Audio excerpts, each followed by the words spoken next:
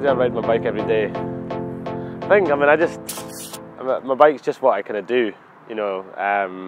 Ever since I got my first bike when I was a kid, you know, I just always loved being on it. And then as I've gotten older, I've kind of learned, you know, what trials was, what mountain biking was, and it's just a good way to use my energy, you know. And I'm still as into it now as I was when I was 8 years old, so yeah.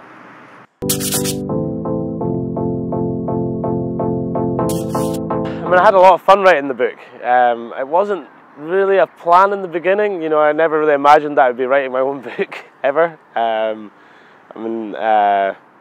But you know, the opportunity came up, and then, you know, once we started, I started having a lot of fun, you know, telling all the stories of my childhood, you know, what it was like growing up in Skye, and then, you know, also kind of how it was kind of learning trials in the beginning, and then also through all the videos.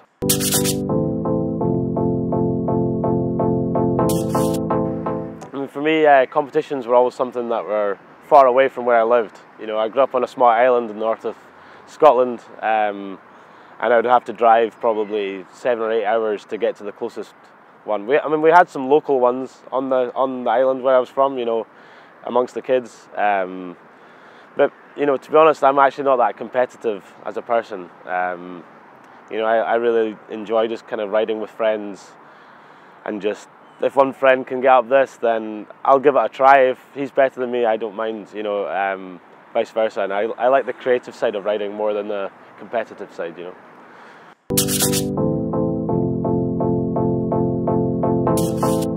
Too many different scenarios. I suppose probably getting up quite early in the morning, and then heading out for a good long pedal on the mountain bike.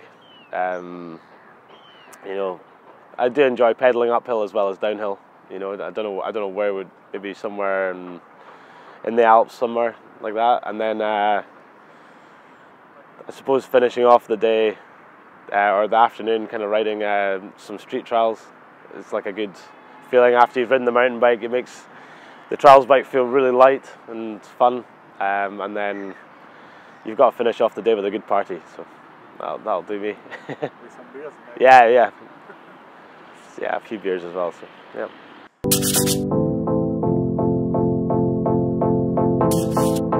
Yeah, I mean, I think we've gone through quite a big change in the way mountain bike videos are produced. I mean, it used to be you would be waiting maybe 1 or 2 years for the big mountain bike movies to come along, which, I mean, there still are some around, but you know, with the internet now, it's been broken down into much smaller chunks, you know, or like, you know, if you get maybe a 3 to 5 minute video out of somebody, that's quite a long thing. So but I suppose now that the gears, you know, everybody's got a camera on their phone even now, you know, compared with having to have your own specific camera back in the day. So there's so much content out there.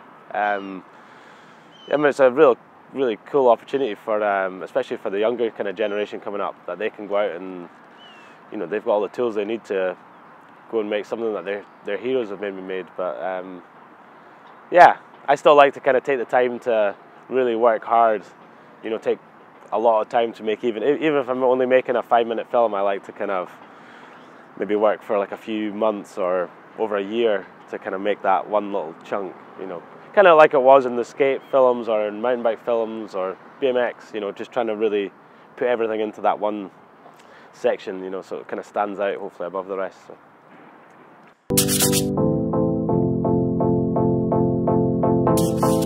I'm not the most philosophical guy, to be honest. I quite like to kind of skim across the top of life, you know, not dwelling on any kind of deep questions. You know, I kind of just think people should just be nice to each other and get along, and you know, treat people as you would expect to be treated yourself. Maybe that's the kind of way to go, and then everybody should be good, or everything should be good.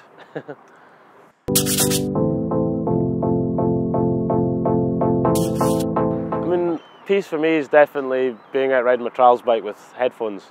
You know, it's funny turning what you love into a job, and it's great, you know, but I still kind of need my own time on the bike.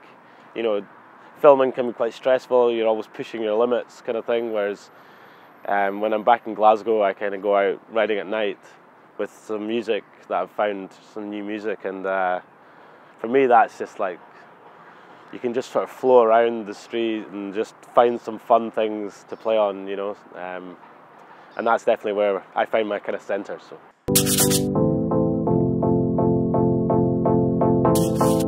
I suppose more and more music's becoming a bigger part of my life. I mean, I really love searching for music for the videos that we're making. You know, like I have quite a good feeling for what I'm after, you know, and sometimes it can drive you mad. You know, you're really looking for something so specific for the film that you've got in your head, but it's always worth it in the end. But I use music, you know, when I wake up in the morning, when I'm in the shower, when I'm driving, you know, at night, even when I'm going to sleep. So I'm always listening to something. So yeah.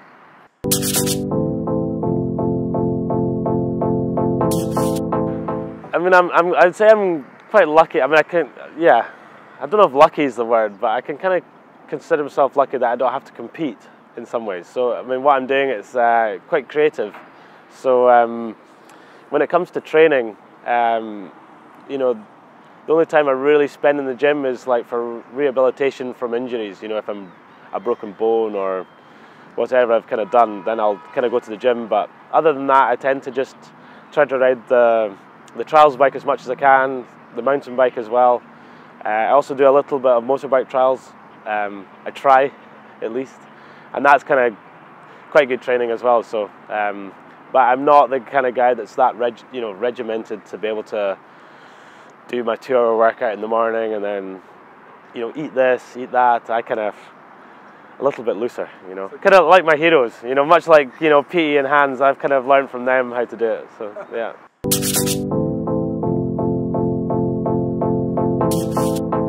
I mean, one of the kind of standout memories for me, I think, on my bike was doing a show with Martin Ashton in Donington Park during like a big bike festival in England, and it was back in the day when Martin was kind of running the animal bike tour, and this was something. I mean, Martin Ashton's always been really my kind of ultimate kind of hero.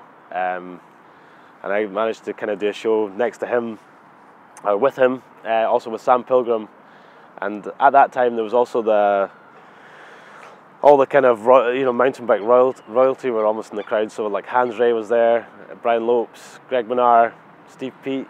So all these guys were watching the show while I was kind of doing it, and it was just as Inspired Bicycles had been launched. So it was kind of like a induction into the mountain bike world. So it was a very cool day.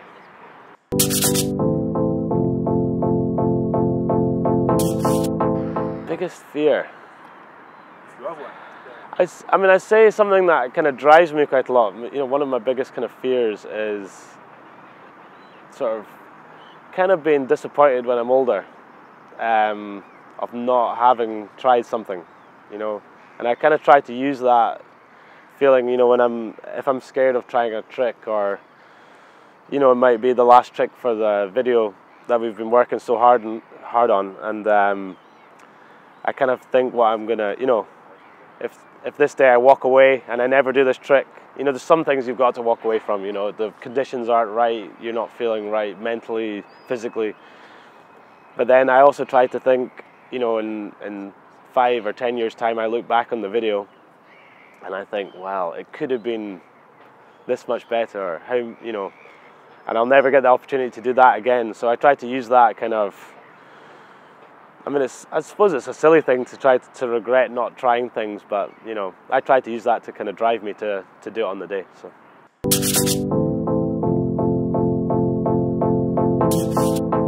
Again, I'm not a competitive athlete. I mean, you know, maybe in the next few years it'd be fun to maybe do some enduros or some downhill or some other things, but I'm lucky that I have a career made up of sort of these creative videos, and although my riding level is not always going to be, you know, at some point I'm maybe not going to be able to clear the bunny hop bar like I used to, but I think I've got a lot of ideas for how to be kind of creative and hopefully stay current. I mean, if you look at Hans Ray as an example, you know, he's managed to have a 30-year career or longer, you know. And the way he's done that is by, you know, kind of adapting to the time or changing reinventing himself almost, you know, as the, you know, at one point he was the trials guy, you know, then he kind of got into the mountain biking, and then now he's kind of doing the adventure stuff as well. So I kind of hopefully see myself taking a similar kind of path, and while I'm motivated and people still enjoy watching me kind of doing the stuff and I enjoy it myself, then I'll try to sort of follow in his footsteps, I think so.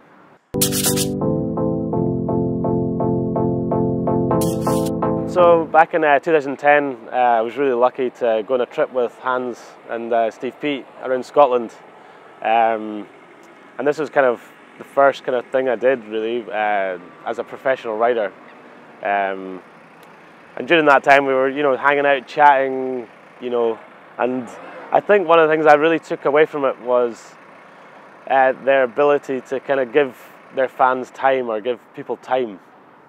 You know, like when you watch Steve Pete going from his pits to the bottom of the lift, you know, on his World Cup run, he'll be there signing books, taking photographs, kind of doing that thing. And that's something, I mean, sometimes it can be difficult, but it's something when I'm at events, it's like, I think it's important to give people time, you know. So that's kind of one of the sort of biggest things I learned from them. So yeah.